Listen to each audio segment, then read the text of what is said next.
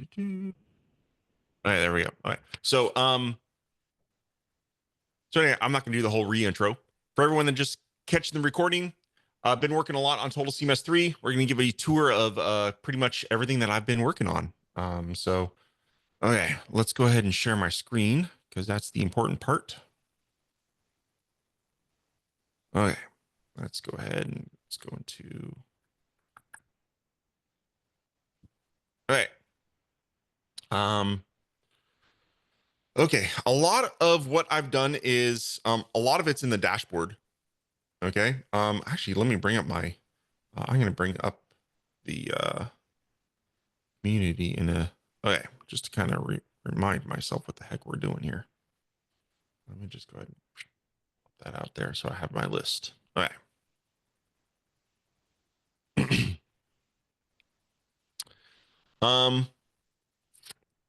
So first off, importing is a big thing. Now, I did add importing to beta 26, okay?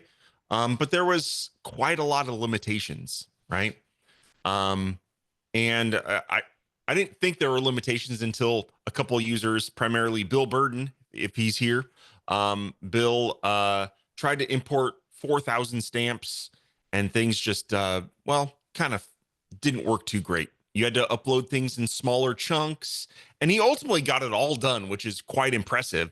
But yeah, I wanted to make sure that was better, because importing your data shouldn't be a stressful thing. It would be the experience, your first experience of using Total CMS, importing data. If it's seamless, right? It's kind of an important thing. It really gets you going and started on the right foot. Okay. So when we're in a collection, right, you'll notice that if you've never clicked on this little button here, you'll notice there's a lot of new things here. Before, I think there was only 2 or 3. So yeah, we're going to go into import first. Okay. And you'll notice here that there is an import. This import page is completely new. Before it basically looked pretty much this little form. Now we got all kinds of stuff going on in here. Okay. And the big thing that took quite a big effort was there's this thing called the import queue. It's actually an entire job queue now where Total CMS can process various jobs in the background, which is pretty cool. So yeah, here we can go ahead and choose, let's say, a CSV import. And the big thing here is if you click this queue jobs checkbox,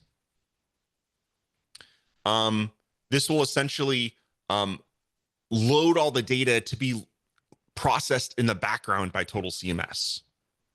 And the reason this is important is because if you're importing a lot of image data or something of that nature, a lot of times processing those images can take a long time. So if you don't queue it and you just choose a file and basically have it process it immediately, it'll probably work with a handful of images or files.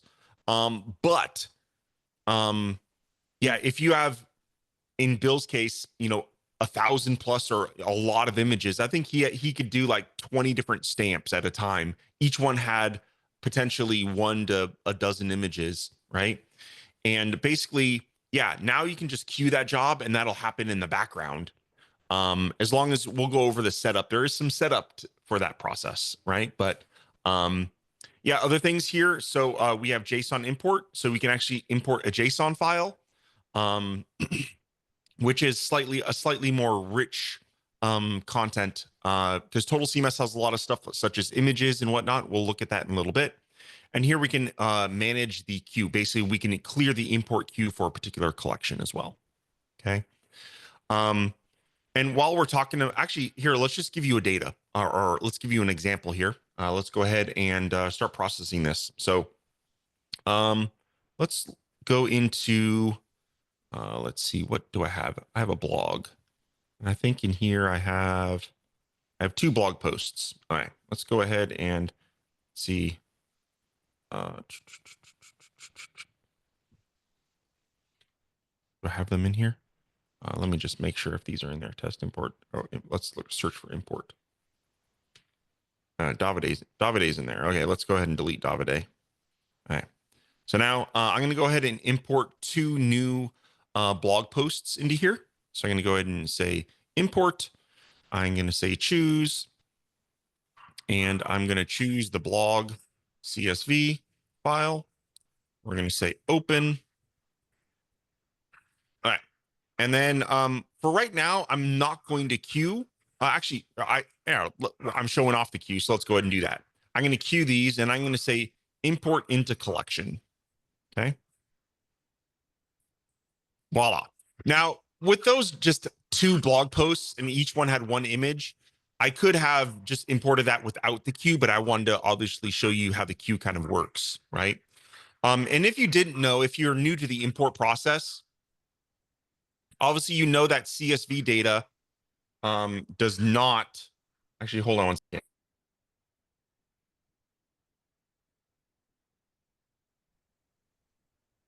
Sorry, Gardner showed up with the dogs and they go crazy. So obviously you can't have a image file inside of your CSV. So what I've done is I allowed you to, if you place a path to an image, now this has to be, the image has to exist on your server. But if you place a path to the image on your server in the CSV, it'll import that into the blog along with all the other data for this blog post, right? So pretty cool. Same thing for gallery. If you define a folder, the path to a folder, all the images in that folder will get added to this particular blog post. Okay, which is pretty cool. All right. So yeah, let's talk about the job queue. Okay, so now these jobs, you'll see the little table up here. I have 2 imports in the queue, and they're currently pending. Okay, so here you can see what type of jobs are in the queue for this collection, and then what the status of them is. Okay, now let me go ahead and I'm just going to manually process this queue really quick. Just give me a second here.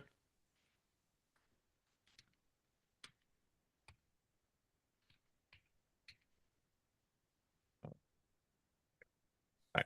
So I manually just ran that job. Okay. And if we'll notice, that actually went from 2 to 1 to 0. I don't know if you saw that, but these tables updated in real time as that data was actually imported into the system.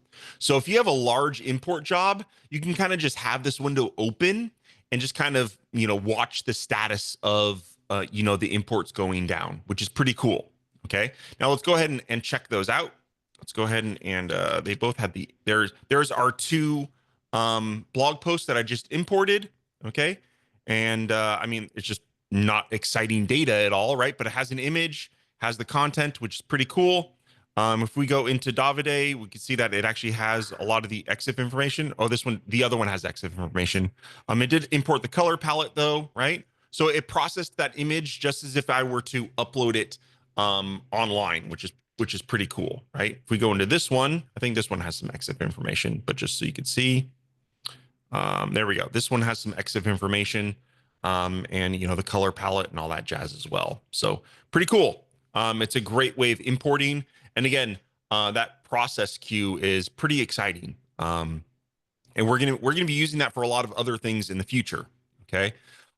There is a new import docs now. So if you click on this, I have a lot of information about the doc, or about how to use imports, and some stuff about the CSV files and what you need to do there. Some special stuff about JSON, some special stuff about, as I said, you can provide image and files as paths. Okay. Which is pretty exciting. There's also a queue manager page. Okay. And if you go into here, it's actually in the utilities job queue manager, and you'll see the same little tables here, but these are global. So it's the stats across all collections in the CMS, where you can see all the current jobs that are in the queue. You can also clear all the queue right now if you wanted. If there are any jobs in here, I can go ahead and click on that, and it would clear any jobs in the queue. Okay. Now, how are we going to configure this background job to actually process the queue? So on this page here at the bottom, you'll see that there's this little code box here. This should be customized for your server. And all you have to do is copy this and paste it into your host's scheduling tool. Okay. I recommend scheduling this probably like every 5 minutes. You can do it as much or as little as you want. So it's really up to you. I think probably 5 to 10 minutes is probably good. But just remember that amount of time, whenever you queue a job, it could take up to that amount of time for it to start, right? So if there's nothing in the queue for it to process, it finishes really quick, right? So it's like boom, it'll be done if there's nothing in the queue. So it's not like you're gonna have any, long-lasting processes on your server. It also has logic built in so that it doesn't, if you have one that's running extra long, let's say you're trying to import hundreds or thousands of things, it won't allow more than one to run at a time as well. So there we go. There's a lot of security kind of built into that. But yeah, this command, the only caveat is I can't get the path to your PHP binary on your server. So this most likely does work. Chances are PHP is going to be in the what's called in the path for your server, but you might need to figure out what the path is. If it's like /bin/PHP or something like that, it's possible. But yeah, so that's the scheduled job that will be scheduled on your server to run and process all those background jobs. Any questions on the import process? Yeah, Joe, if you wanted to get from Total CMS 1 to this one, how would you go about doing that? If you want to So export all your blog posts from I haven't developed it yet. Yeah. But I do plan on a Total CMS 1 import process. Okay. Okay. So You there'll don't be a have to way convert it to CSV migrate. first. Yes, you'll be able to migrate all of your Total CMS 1, everything, text, images, Okay. everything, all into Total CMS 3. Okay. Excellent. And so yeah, this job queue actually will make that process much nicer. Okay. So I'll be able to automate that. It'll be something that happens in the background. And it might take a while depending on how big your CMS data is, but it will process it all. Okay. One caveat, I guess, to that would be if you are abusing blog in Total CMS 1 to be not a blog, right? If that makes sense. Yeah. It will import as a blog in Total CMS 3. So if you wanted to utilize the new custom collection features in Total CMS 3, what I'd recommend you do is export it as a CSV, and then import it, modify like the property names and the header names in the CSV file, and then import it into a custom collection, right? That way you'll kind of get all the benefits of a custom collection in Total CMS 3. But the process right now, it won't know if you're trying to use blog as not a blog, right? It's just going to see everything as a blog, and it's going to import it as a blog in Total CMS 3. So it'll be apples to apples. So if you want to go ahead and use that as the custom collection, you have to then do a little bit of extra work, not too much, to get that to be a custom collection. Does that make sense? Yeah. Cool. And I also will be doing an Alloy import process. So if you are using Alloy, which was Elixir Graphics blogging system, it actually did a little bit more than blog, which I just learned about as at researching the import process for it. So yeah, we'll be able to import all of your Alloy data into Total CMS 3. And lastly, I'm going to see how hard it is. So I got someone send me a WordPress export. So I will attempt at doing that. It's something I would like to do, but I haven't even had time to see what's feasible there. Okay, but that is a goal to also do WordPress. Okay. Cool. Any other questions on importing? Nope. Okay. Let's go to export. Export's pretty basic, right? They're just buttons. You can either export something to a JSON file, export it to CSV. Okay.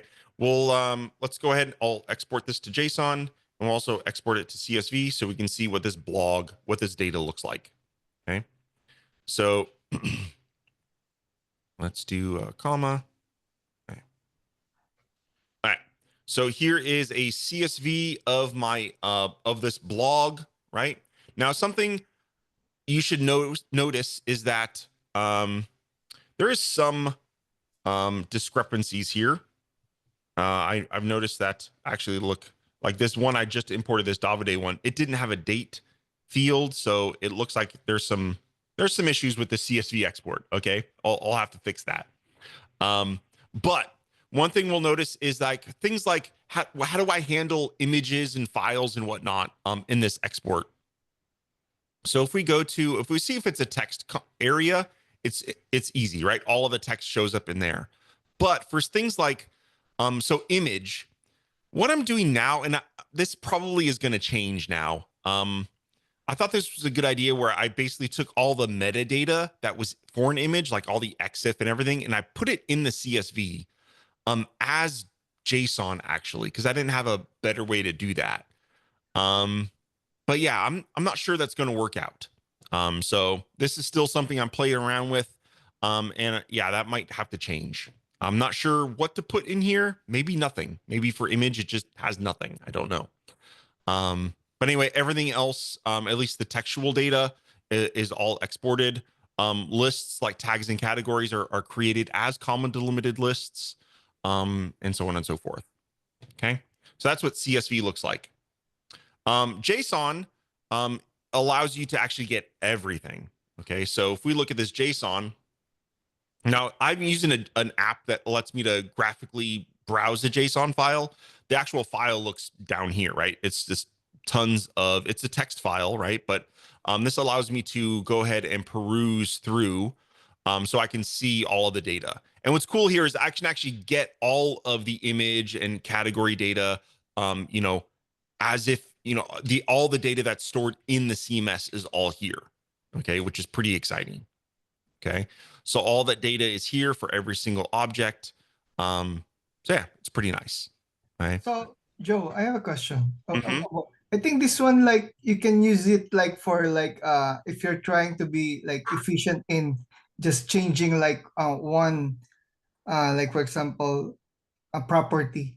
Like if there's a drop down, can you use it or no? Like What? like it's easy to like make a batch Yes, yeah. So you could, one thing you could use this entire process for is exporting your data, doing a bunch of changes to the data, and then you can re-upload that. Yeah, because Does that like make sense? yeah, because if you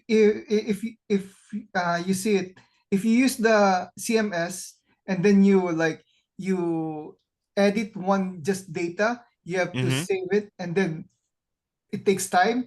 But I think if you do it like this, it's easier. Like you just click something and then you just save it one time. Yes, I mean, but then you have to have the whole process of re-importing it and stuff like that. So yeah, I mean, I think this makes sense if you're doing a lot of batch changes, but if you only had to change something, I would say doing that through the interface is a much better way to handle that, in my opinion. But yeah, you are correct, you could do that. Yeah, I but mean, like for example, for me and my experience is like if I have like a 500 objects to edit, I think it's easier for me to just export, import, and sure, then yeah, edit yeah, it like I said, here. yeah, if you want to batch do all that, you could do it that way, yes. Hmm. Because yeah, let's say for example, here let's take an even simpler example. Let's go back into this blog. Okay. I'm going to import. Let's go ahead and um, I'm going to edit this CSV file really quick. All right. Um, I'm just going to edit the raw text. Okay. So I'm going to find that one with Davide in it. All right, there it is. Perfect. I'm going to delete everything above it, everything below it. All right. So, yeah, see, everything here is kind of funky here. I'm going to save that. And then I'm going to edit this in the uh, editor here.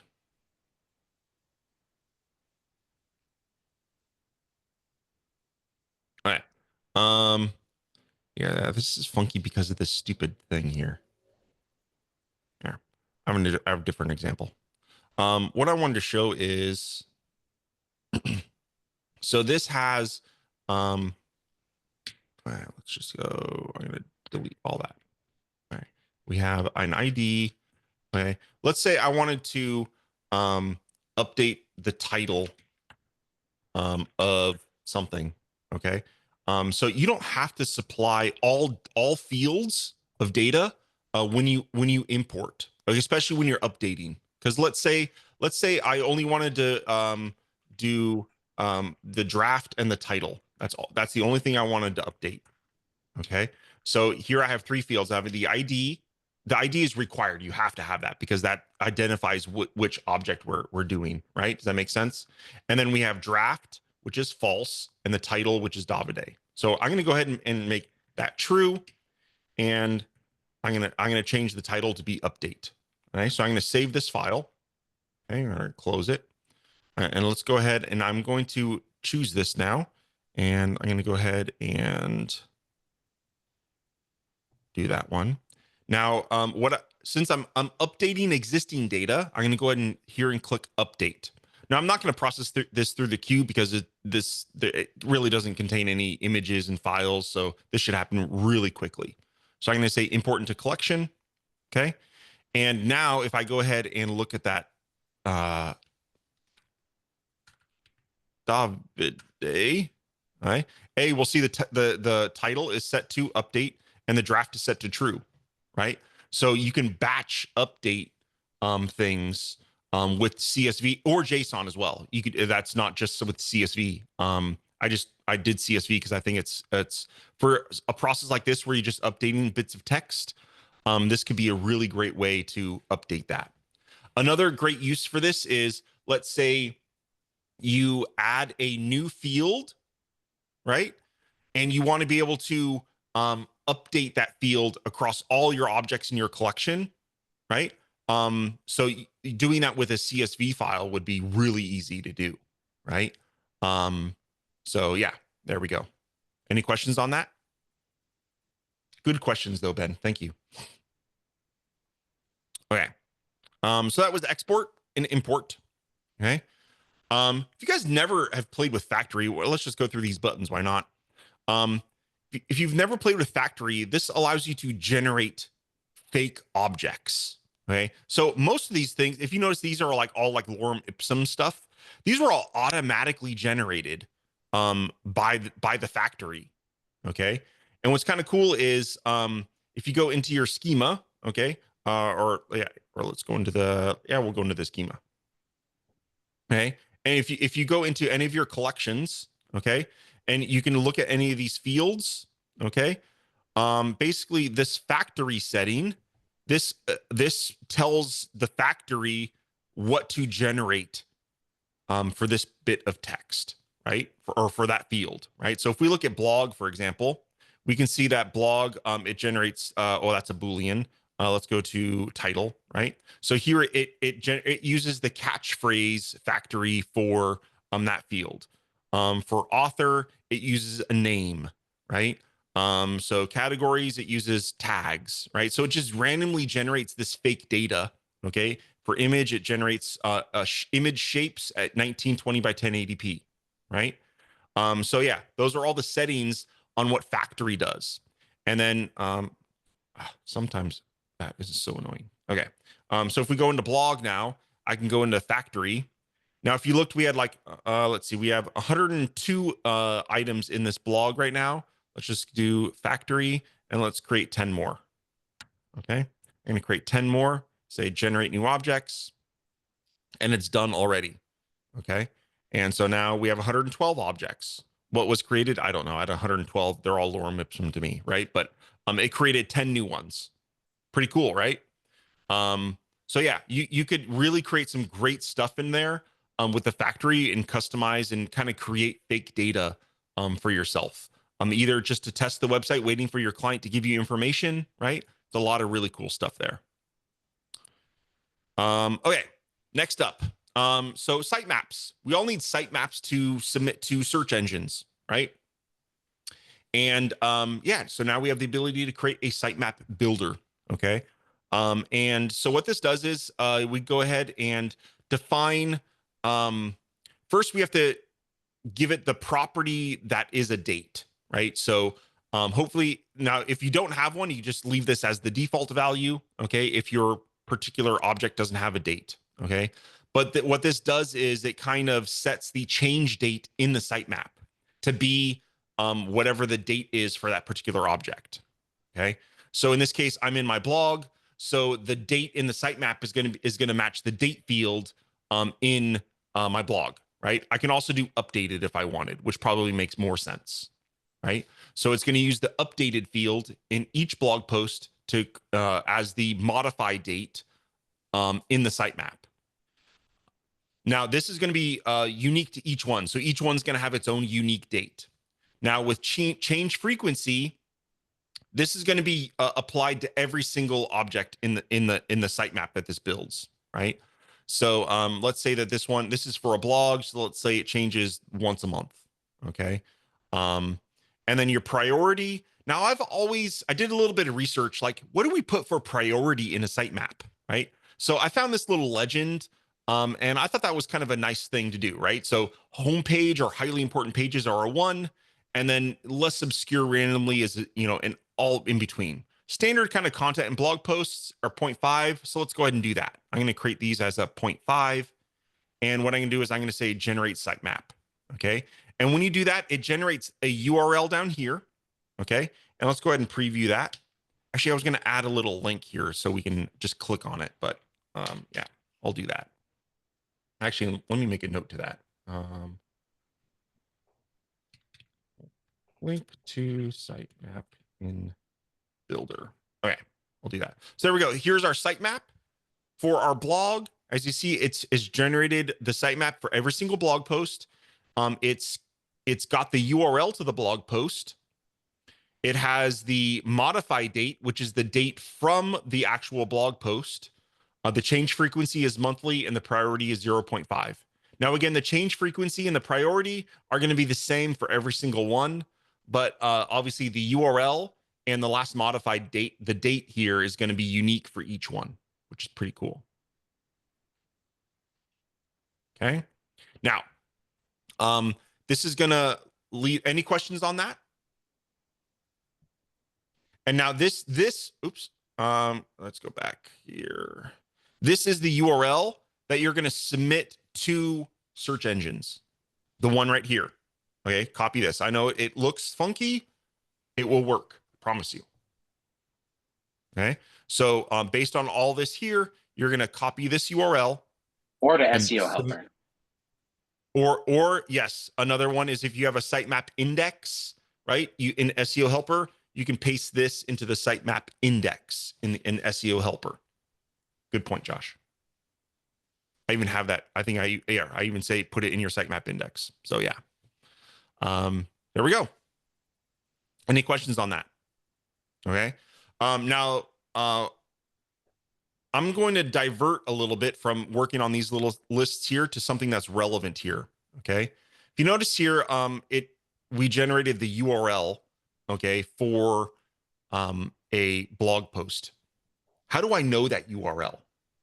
Okay.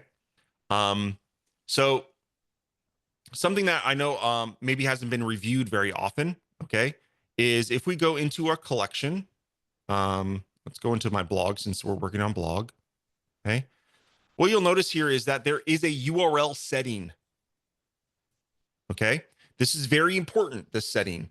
Now in Total CMS, let's go back to Total CMS 1. What is this? Remember in Total CMS 1, now only half people did this. The rest of people emailed me, okay, on how to do that.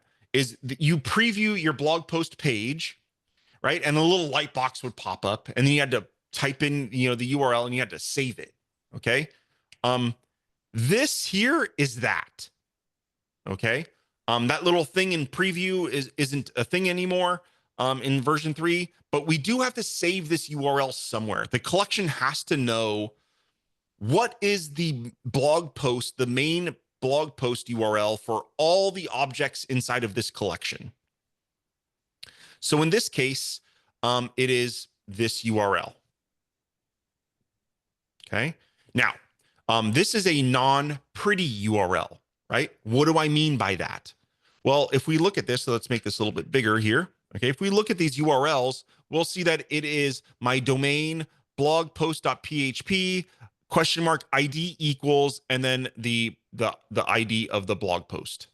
Okay, this is equivalent to permalink equals the permalink in Total CMS 1, right? This is what's called a non-pretty URL because it has this little question mark and an ID equals. What would be nice if we had totalcms.test/blog/ and then none of this existed and it just had it in my permalink. Okay, so let's teach you what you need to do that. Okay.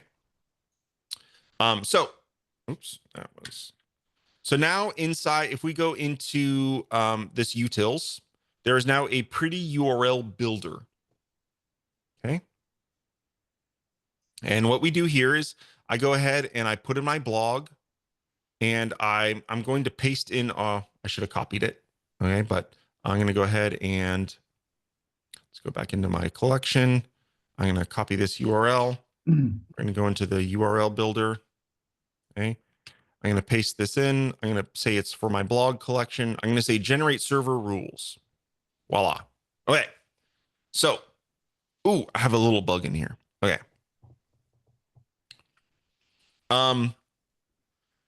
So here, what we'll notice is it gives us the, well, it will, there's a little, I duplicate something in here. That is what I should save to my collection. So it says save this URL to your blog collection. Okay. So I'm going to click on, I'm going to copy that. Okay. Now also what it does is it creates the rules that we need to paste into our Apache htaccess file. Okay. And these rules are customized for your exact setup. Okay. So now that let's pretend I copied and pasted that into my htaccess file. Let's go back to my collection and I'm going to paste that URL that it gave me. Okay. Now, the collection doesn't know that this is a pretty URL.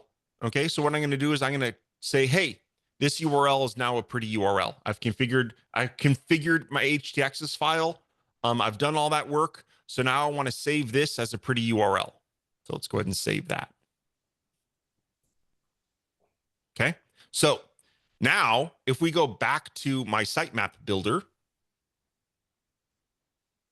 okay. Let's just set this up again. So we're going to do updated monthly 0.5 generate. Okay. Actually, I didn't even need to do that. I could just refresh this page here. So I'm going to refresh this page. Now, if we notice here, the URLs have changed. They're now using the pretty URLs because the collection knew how to build that pretty URL.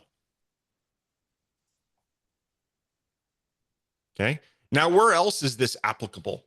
Okay. We're going to dive into, I'm going to open up this project file. Okay.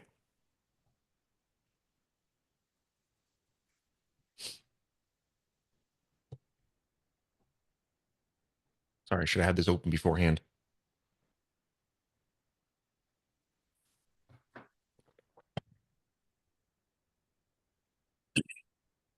Okay, if we go into a loop, okay, let's find this here. The object link stack, okay? The object link stack allows you to pretty much link to an object, okay? Now, when I created this demo project, I didn't have all of that stuff configured, right? So I was using this add custom link, okay? But now that if you have your collection properly configured with a URL, you don't need to use custom link, okay? Because the CMS already knows the URL and how to link to it. And what's great is all you have to do is add this object link in the stack onto the page, configure what the ID and the collection is, and you're done. Okay. Now you can configure whether or not it opens in a new tab or a new window and whatnot. But yeah, the link itself, you shouldn't be using add custom link. Okay. Because this is going to link to this particular URL. Okay, so it already knows how to link to it. And if you have pretty URLs configured, it's going to link to the pretty URL automatically. Okay, and if you don't have pretty URLs configured, it's gonna configure, it's gonna go to the non-pretty URL link, right? So anyway, any questions on that? I know I haven't reviewed the whole URL linking thing too much in the past. So it's nice that we have the ability to do that now with pretty URLs as well. Does that make sense, Ben? I know that you were playing around with that yesterday. Yeah, I master of that already. Oh, Playing for excellent. 2 days. Cool. Excellent. Excellent. Okay. Oh, just the folder. Did you read the one in my post? It's like jumps I from haven't one, looked at it today. No. but it's okay. I Okay. just remove it and I'm just waiting for it. It's Okay. easier. Perfect. Okay. Next up. So let's go back to our blog, since that's currently what we're looking at. Is all right. So we've done factory, we've done sitemap. Now we have feeds. Okay. So yeah, generating an RSS feed is another big one, especially for blogs. Okay. And I have to say, out of the box, it will generate a proper RSS feed for any blog in Total CMS, right? So this URL down at the bottom, it'll work 100%, right? So if we just go ahead and open that in a browser window, there is my huge RSS feed. Okay. Now, obviously in Total CMS, you can create a custom collection, right? And there's some optional things. So there's these settings up here. If I go ahead and say, my blog, basically give it a name, and that kind of shows up in like in RSS readers, you can kind of give it what that feed name is, right? So you probably be like, Joe's blog or something like that. Okay. You can choose the language, right? So for me, it would be English. You'd put a link to your website, right? So I could be like, right? So link to Weaver Space.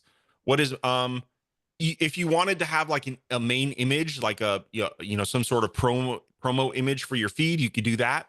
I'm not going to do that right now, but you can just put in a URL to any image. This can be an image saved in Total CMS, right? So here, let's go open this in a new tab. Like, let's say I wanted to have this image. Okay, if I go into here, let's say I wanted to use this as my promo image, right? And you can configure the size and whatnot. Let's just copy this link. Okay. And we're going to go back into here. I'm going to paste that into there. So that is now the image for my RSS, right? Which is this one right here. Okay. So there's that. You can type in here. I'm going to just put in some lorem ipsum text for my feed description, right? Now, here is where we map your collection or your object properties to the RSS feed, right? Because now what we see here as the placeholders are the default values, okay? And they're mapped for a blog, right? But let's say, I wanted to use, created as the date field. We could do that, okay? And let's say in my object, instead of media, I have video or something like that. Instead of draft, I want draft is anything that is set to be a draft field will be hidden from the RSS feed, right? So maybe I have archived or something like that. Maybe title is name. I don't know, right? And this is, instead of summary, it's content. Okay.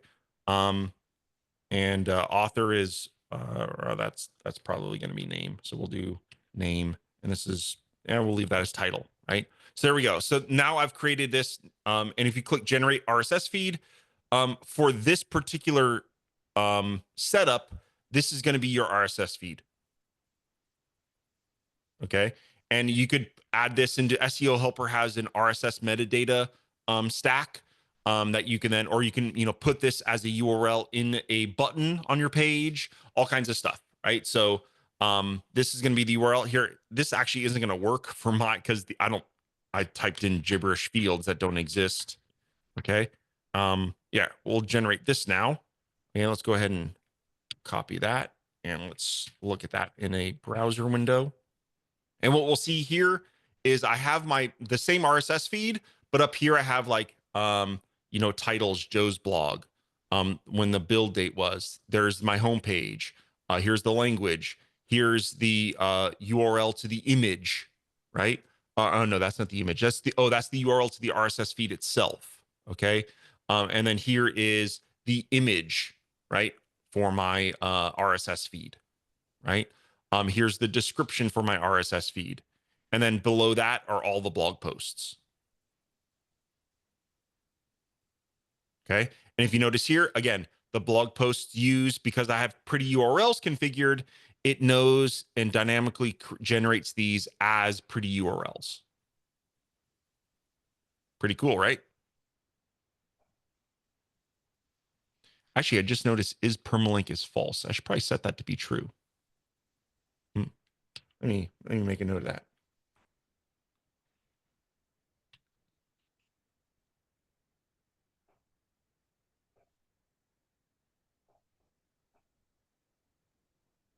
Okay. Any questions on RSS feeds?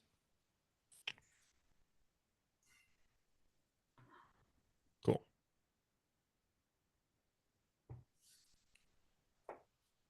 Okay. Next up, a few other things that we have that are new. If we go into edit collection, okay, we already saw that there's these two new fields. Well, URL was there already, but we have a pre URL field. Okay. There's another thing here. There is now a sort field. Okay. And this allows us to define the field that is sorted by. Okay. So let's say I wanted to sort by date. Okay. Let's go ahead and save that. We go into my blog now. Let's go into the blog. Okay. We'll see that these posts are now sorted by date. Okay. Now, if you notice they are ascending order, you can also reverse the sort as well. So let's save that. Go back into my blog, and now they're reverse sorted. Okay. So you could define, and that sorting is only what you see in the admin dashboard, essentially, right? So yeah, it gives you a default field to sort by when you're viewing your collection in the admin area. Any questions on that? No? Okay. So presumably when you show it on a screen, you can sort it again into any order you like? Yes. Yeah. So if I click on the title field, it'll sort by that particular field. So yeah, that is only the default sort. And you also have filter, right? So we can, as you saw earlier, I can just type and it dynamically filters to be what I want to help me quickly find something. Okay. Soon I haven't, this hasn't, you'll also notice there's this little, this first column has some 3 dots in there. I haven't implemented this yet, but the next thing I'm going to do is have a little button here so you could do some quick actions, such as let's say I wanted to delete this, I could delete it. And another big thing is cloning. So let's say I wanted to create a copy of this particular object. We'll have the ability to do that from this little action button. Okay. And I'm open to any other sort of actions that you might want. Okay. At least for right now, it will be a single action. Eventually I'd like to create an interface that will have so if you wanted, to delete multiple things, you could. Okay. But for right now, it'll be a single action. It'd be nice if there was a way to automatically delete all of the factory content that you created. So what I would say there is you could just delete the whole collection. Yeah, I guess that actually makes sense. Yeah, I mean, yeah, you just delete the collection, and then it's Just remake it. It's applying to this. All the work is in the schema, right? So deleting the collection or creating a new collection based on the same schema is no big deal. Yeah, actually, that wouldn't cause any trouble. Oh, yeah. Okay, that makes sense. Yep. Now I actually do make it, while you can delete a collection here, Here, I'll show you. I'm going to go ahead and delete this. My blog collection is gone. Okay. That seemed like a very dangerous thing I just did, right? Like that could be like detrimental. Okay.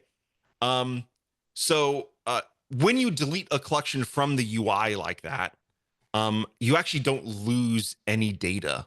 Okay. I'm going to go ahead and create my blog collection again. Oh, look at that. I have a bug. That's interesting. Oh, well, shoot. Okay. I'll have to look at that. All right. Well, we'll just show you. All right. So if we go into my data here, go into blog. Okay. Everything is still there. Okay. So yeah, everything is there. It's kind of set to be not there. Okay. In the UI, basically. What you could do is obviously I have broken that. If you were just to create that blog collection again, oh, it looks like it didn't even get deleted. Maybe that is a bug as well. I'll have to look at that because it's still right here. Interesting. Delete. And it is gone from here, but once I refresh the page, oh, now it is gone.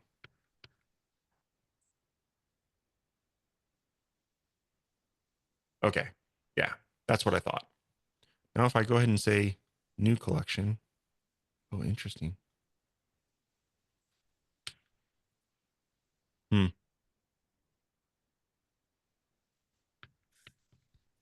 Now it's not there. Here, I'll recreate it in a different way. If you're completely new for Total CMS, if you go to project setup and set up default collections, this will like set up all the default collections out of the box for you. Blog is one of those. So I can just go ahead and say, create that.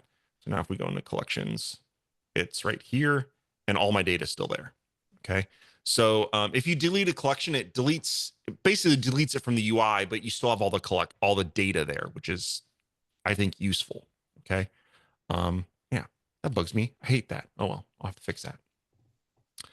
Okay, let's see. Next up, what's next on the list? RSS collection view sort. Pretty. Hey, I think that's everything I've done so far in for this next beta. I don't have an ETA. I guess a couple of things. I have. There is a little bit more documentation. I've done.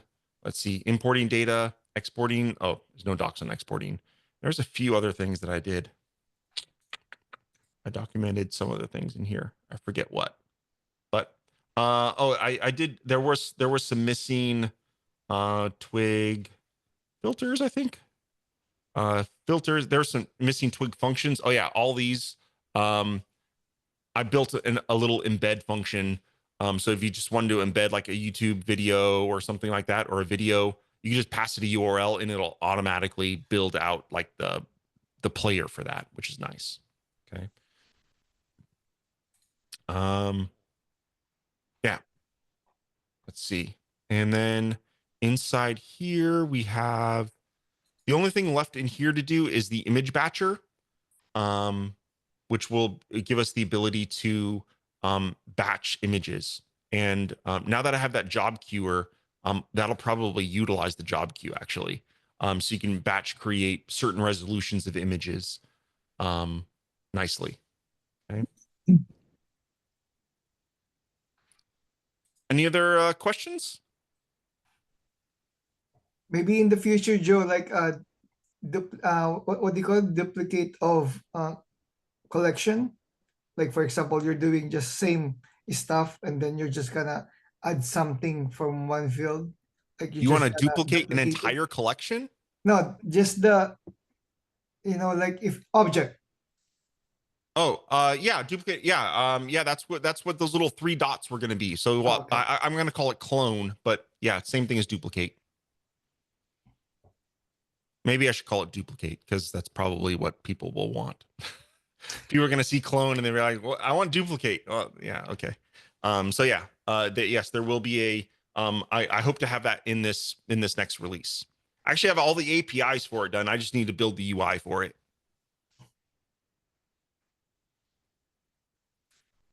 Basically, what it'll be Clone is my probably vision like for a it is you'll huge say Git. duplicate. I'm sorry, say that again, Josh. I was gonna say clone is more of like a Git kind of. Yeah. It's the coder thing. Well, I agree with clone. I can understand Yeah. where duplicate's probably a better way Yeah. of putting it. So yeah, basically what'll happen is you click duplicate, and it'll prompt you for what you want the new ID to be. Okay. And then so you'll provide what the new ID is for the duplicated object. And then once you hit save, then it'll duplicate it all. Right. Oh, I just forgot. I forgot to mention actually one big thing.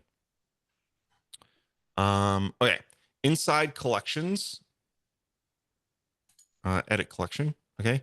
There's another checkbox that's new. This rebuild in queue rebuild index on save. Okay. So what is that? Let's say as your collections start getting larger and larger and contain more and more and more data, and we're talking, and this is very dependent on your server and all kinds of other variables. Okay, but whenever you save anything, okay, so I'm going to go ahead and say I'm going to save this. Okay, let's go ahead and save. Okay, what that does.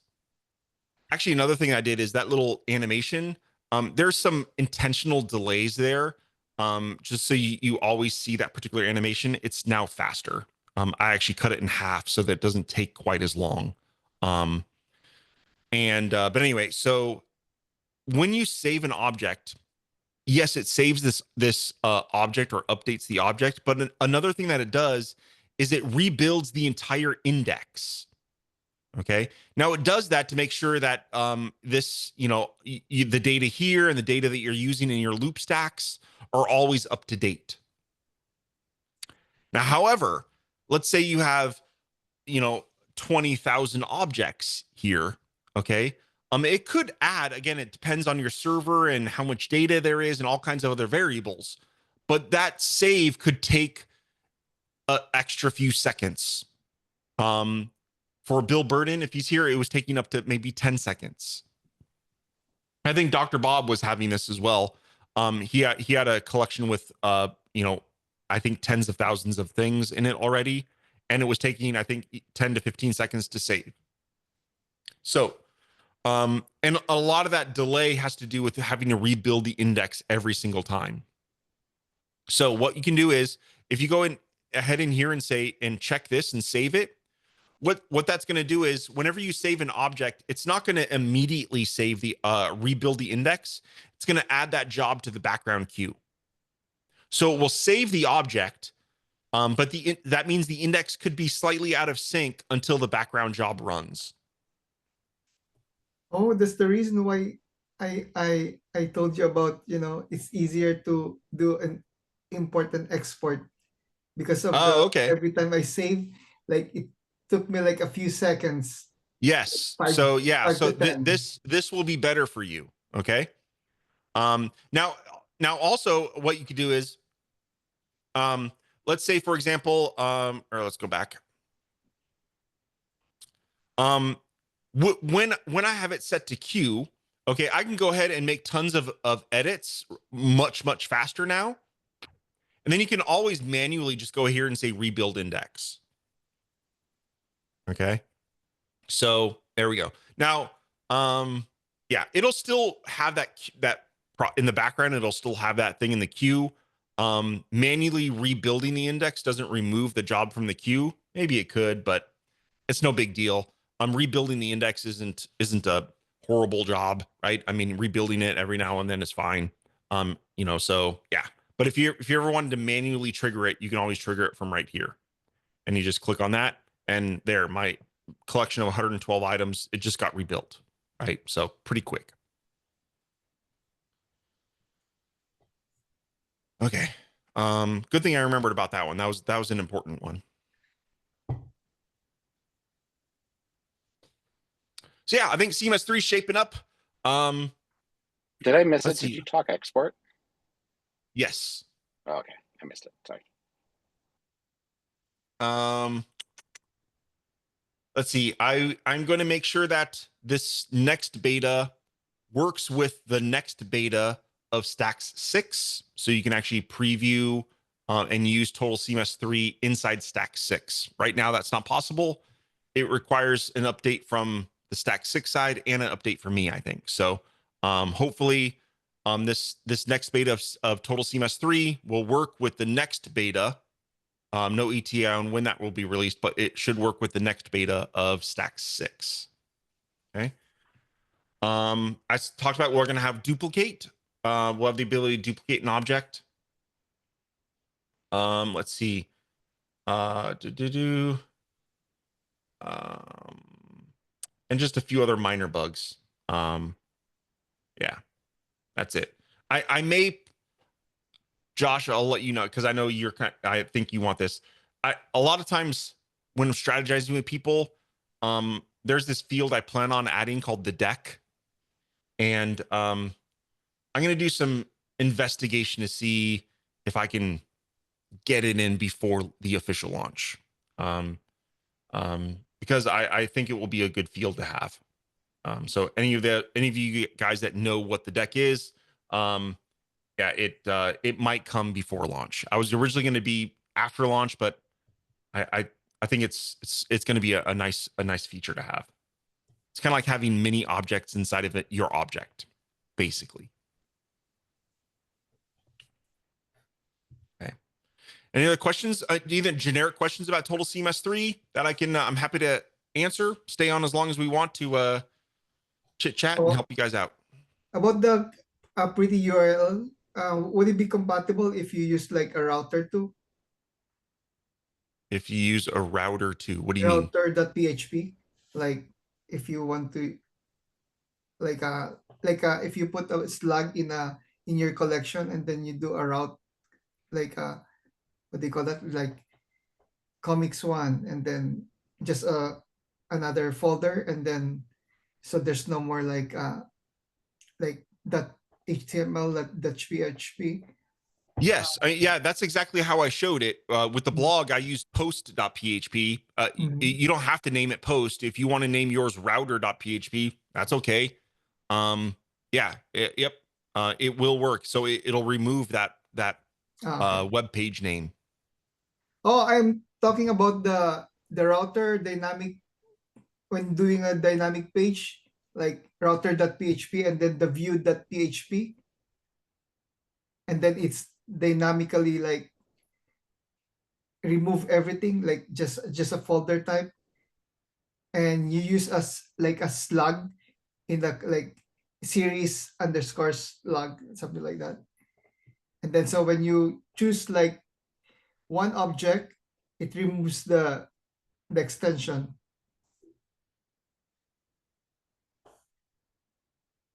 I'm not. So are you doing that through hand coding, or how are you doing that?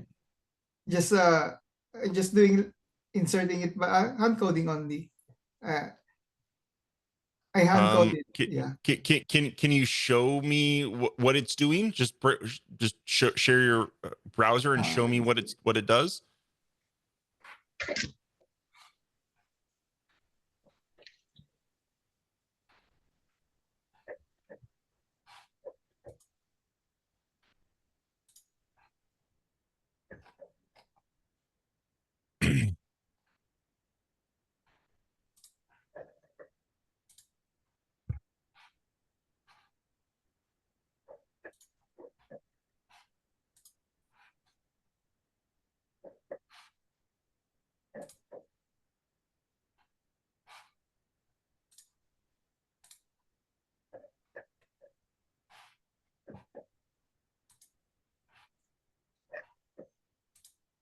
Oh, it's okay, Joe. I'll pass because I can't open my stuff right now.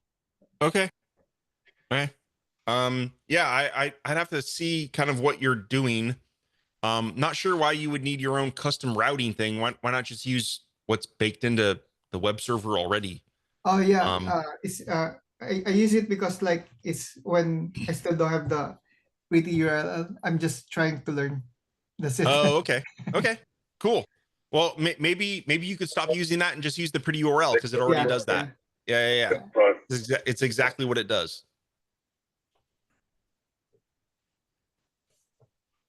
Joe, I have a question about connecting collections. Okay. We talked about in the community about a month ago. Yep. And I finally got back to the project again. So I'm still working on these master detail stuff and linking two collections, basically sections and questions. So to one section, multiple questions belong to that. Okay. Yeah, I can How share. do I set it up? Sure. All right. So, let's pick something that has a lot. So let's say blog. Okay. So I have a blog that has tons of things, and let's say I want to here I have this custom collection that I have no clue what it is, but let's say I wanted to relate one of these to one of these. Yeah. Okay. Okay. So let's do that. So I'm going to go into my custom collection. Okay. And I'm going to create, I'll create this, I'll name it blog. Okay. And actually, before we do that, I'm going to go into the docs and I go into the field settings, and we want, actually, you know what, no, field settings. Oh, there, relational options. So I'm going to go ahead and copy this snippet right here. Yep. Okay. And we're going to go into my schema and my custom schema, and I'm going to add a new field called blog. Okay. I want this to be a type of string. The form, it's going to be a select box. I want it to be a select box. Okay. And then the settings, I'm going to do relational options. The collection is blog. The value is going to be ID. Most of the time, your value is going to be ID, and the label is title, which is the title of the blog post. Okay. So one step back. Sure. What it went a little bit too fast on the screen. Sorry. I'm sorry. So I create, so I'm in my custom, I have a custom schema, right? Which is just, and I want to relate this object to a blog object. Yeah. Make sense? Yeah. Okay. So, and I'm doing that through, so I created a field, and the only purpose of this field is to relate to a blog post. Yeah. So that's the foreign key. Let's. Exactly. Yeah. Yes. Okay. Right. So, so now, and then in here, I want it to be a string, drop down, yeah. so I can just select, right? Okay. And then this special settings is going to basically, we'll see it. Okay. This builds the relationship for us. Yeah. I just missed the form info. Which one? Yeah. So the property, we're saving it as a string. String. And then in form info, I set the field to be a select box. You can set all kinds of stuff, but I want it to be a select box. Okay. I think that's the mistake that I made. I picked one from the array list. Okay. Now you could, if you wanted to do, you could do a. Because I selected slug, and oh yeah, slug. That would be like an ID field. Yeah. Yeah. Okay. Actually, so what you could do is you could do a list if you wanted a multi relationship, and then here instead of select, you could actually do a multi select. That would allow you to have a one-to-many relationship. Okay. Okay. We'll keep it simple. I'm going to go back to just a string and the select. We can look at the multi-select in a little bit, but let's just do that. Okay. So let's go ahead and save that. And let's go into my custom collection now. If I look at one of these, I can now have, these are all my blog posts. Right? So I can do that. And now this particular object is linked to that blog object. Okay. Easy peasy. Right. Here now for fun here, let's show you how to do what the multi-select would look like, right? So if we go into custom, let's change this to be a list, okay? And it's going to be a multi-select field. We're going to save. Now when I go into my custom collection, I now have a multi-select box that I can select multiple things. Cool. Right. You can also do if you don't like the multi-select interface, I don't care for that. It's not my favorite field. Okay. But you could also use the this list field. Now, one thing I tried to do here is I tried to break up the form fields into what type of data that field kind of supports, right? So if you see here where I have list array fields, we have two fields available to us, list and multi-select. Let's look at what the list option does, right?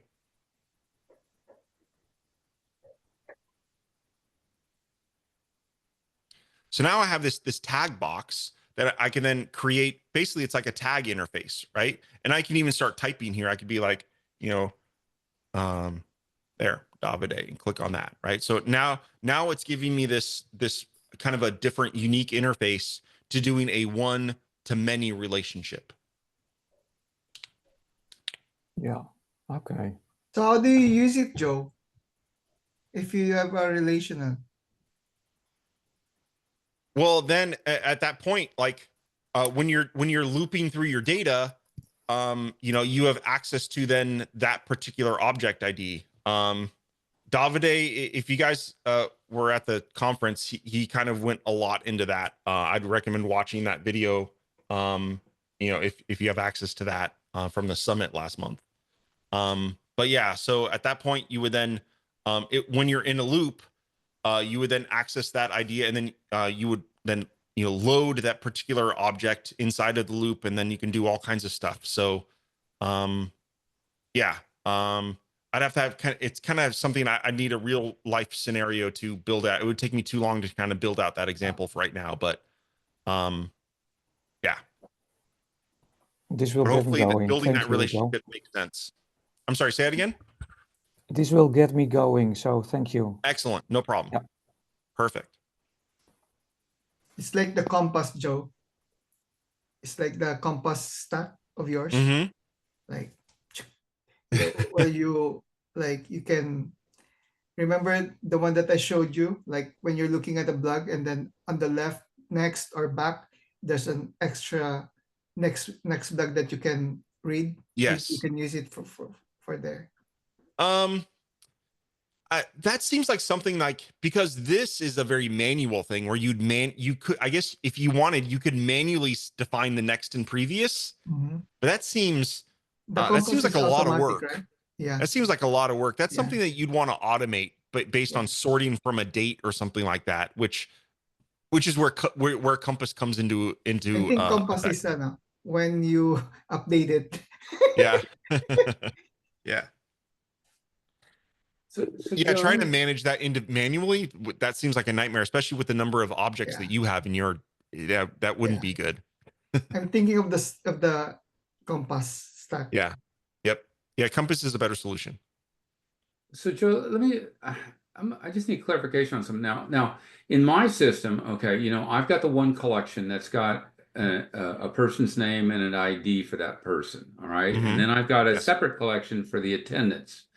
So right now I have it set up so that when I'm adding data to the attendance collection, I click on the ID field and it shows me not only the ID, but the person's name and puts in the ID. But I'm also collecting that person's name. So are you saying that that we can relate that name field back where that name would automatically get filled in based on what I choose in the ID? Okay, well, that's what I've been wanting to do. Oh, okay. And I wasn't sure how to actually accomplish that. So maybe on Friday we can look at that. So that's exactly how. I mean, so yeah, in your attendance list, you would just import your list of users, and then Well, I've already got everybody. I mean, everybody's already in there. you know, and stuff. I mean, so when I'm in the collection to enter the data, now with the import function, I'll be able, this will just wipe this out. I mean, because I'll just import the damn CSV file from now on. Yeah. But for right now, manually, when I'm in the attendance collection, adding a new record, a new object, I just click on the ID field, put the ID in, but then I have to click on that name field to put the name in. And obviously I could make a mistake and choose the wrong name. So I want to relate and say, give me the name into that field that's from this ID I just selected.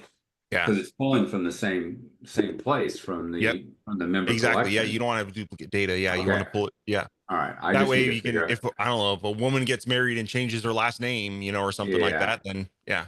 Well, yeah. Well, yeah. Okay. So maybe Did we Friday did we can bring look up the at that. fact that if you forget to put the ID in, there is no error message when you hit save? When you create a new object, there's no error message that pops up if you forget to put in an ID. So you're just sitting there going, why is it saving? Why is it not saving? Oh, really? Yeah, because the Oh, ID yeah, it field just is in a doesn't different do color anything. too, so you don't even Yeah. notice it. Oh, oops. Okie dokie. Yeah, I thought when the thing was a required field that would just flag it. I can't do that. All right, so I mean, I just choose an SVG one, but let's go into or something like text. Okay. On text, new object. Doesn't let me save.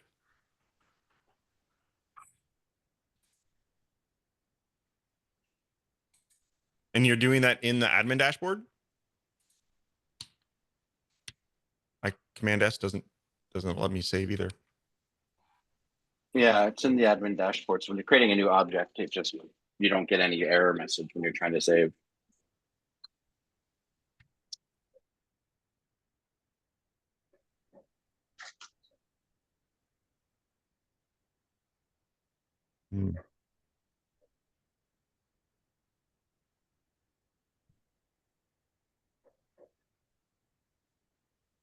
Yeah, it's not letting me save.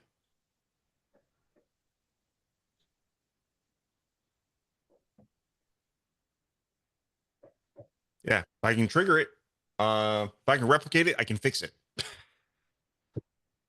Yeah, because if you have other fields, you have help text or something, and it's required, you get an error message. But with the ID field, for no reason, there's nothing. So if you forget to fill it out, because when you go into that form, the ID field's like that light gray. So you kind of skip over it and you're looking at all the regular fields. And you get to the bottom. Yeah, well, I mean, that's why I'd recommend if you have an ID field, configure the auto gen so that it automatically gets generated based on actual fields that the person's going to get. Okay. So that's probably my fault then, just by creating a new one that I've never. But it's a good fault. But it's a good option. Yeah. It's a good thing to see it happen, right? That well, if that now you know.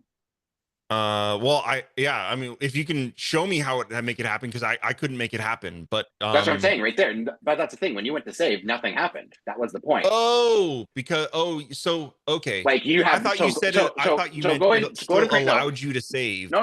So go into your custom collection. Go in. I understand what you mean. So there is no. So there's no feedback on why it's not doing anything. Correct. So fill out every field but the ID, and the ID is blank, and then nothing happens. I understand. Okay. Yeah. So there is no help text if ID is blank. Got it. Which is a pain in the butt. Okay. It doesn't treat the ID like it does the other required fields. Got it. Okay, perfect. I can agree with that. Okay, so let me show you how to do the auto gen.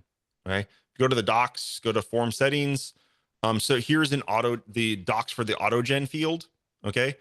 Currently this only works on the ID field. In the future, I think it would be cool to have this in other fields as well. Okay. And essentially what you do is you do auto gen, and then you type out a string in here. Okay.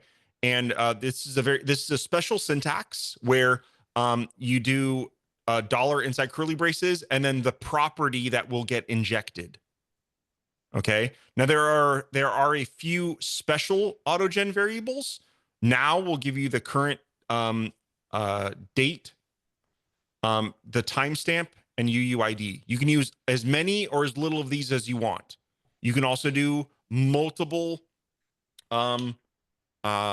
properties. So if you want to have, the title and, something else, right? You could do dash, blah, blah, blah, blah, blah, blah. You can make it the ID as big as you want. Okay. So for example, here, let's just go in here, or we'll use this custom collection that I have. Okay. So I have a Chris field and a test field. Okay. Let's just go into here, and I'm going to go into my settings, paste that in. So I have actually, question Chris. for you. Can you, before you go into that, can you cancel out for a sec? Go to the ID field. Can you edit the help text on the ID field? Yeah. Yeah. Okay. So you already do have data. It just doesn't trigger. Okay. So I thought it was blank, and maybe that's why it was not triggering. So it isn't blank. Yeah. So that's what I was just curious if it was blank. Makes sense. Okay. All right. So we could do Chris test, and here let's do like I don't know, UUID. So you can see how UUID. Okay. So this is going to be what my permalink looks like from now on. All right. Let's say save. He just came back. Okay. So so now let's go ahead, and if I do their option, well, apparently that's the Chris field. I don't have any labels in these. I don't know why I don't have that, but whatever. Here, hold on one second. Is that, oh, I don't have anything. Oh, let's delete that. I don't think that matters, but yeah, I was lazy when I set up this custom collection, and I don't have any sort of form field. I don't have anything in here. Let's do Chris, so I know what the hell the Chris field is, and test, so I know what the hell the test field is.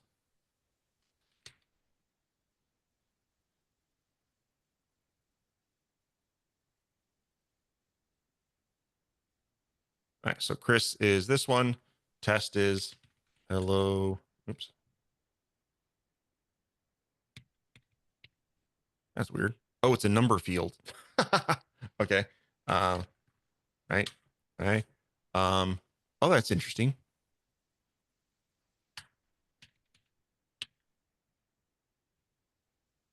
Did I not sure what I did there? Did I do a little typo? One second. Let's go back into this. Here. Oh, wait, what? Oh, wrong collection. Oh, was I doing that in the wrong? The heck?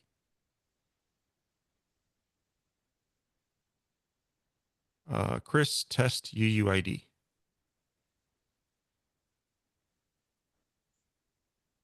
Looks correct.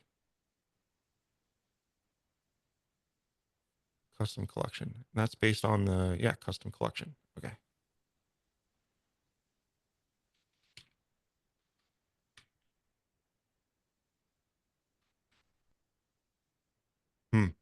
Not sure why test isn't going in there. I'll look into that. This one adjusts properly. Interesting.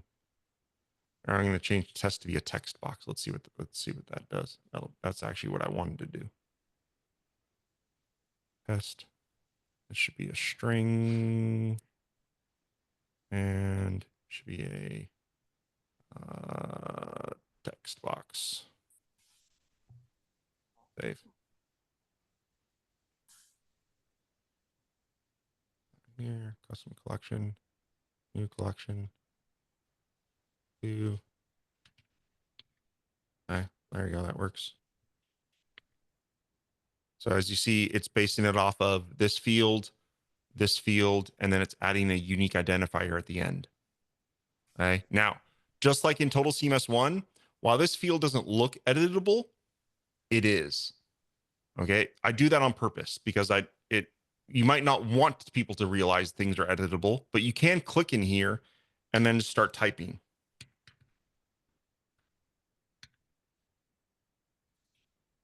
Okay. Now, once you type into it, doesn't matter what I change in here, you've now broken it stopped auto-genning because I've showed intent that I want to manually modify this title. So now it doesn't matter what I put in here at all, that auto-gen field it's locked down because I manually typed into this field. Nice. And if I save, this nice. is going to be the ID. Make sense? Yeah, that makes sense.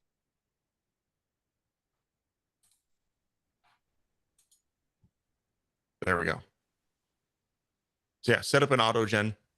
Yeah, you know, another thing could be interesting is like some sort of incrementer. Not sure exactly how I could implement that, but something that's like,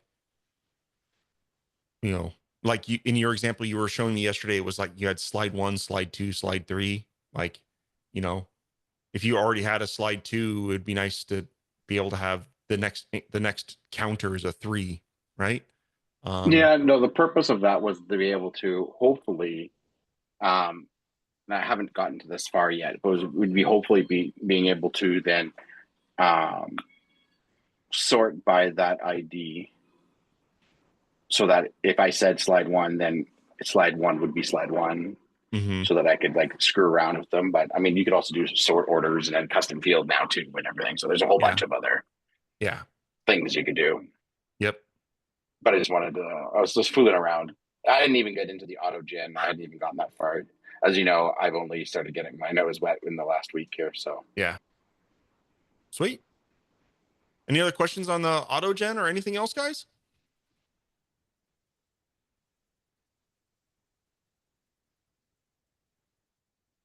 None? All right, cool. I guess we'll call it a day. All right. I found me some new bugs to fix this afternoon. Thank you, Joe.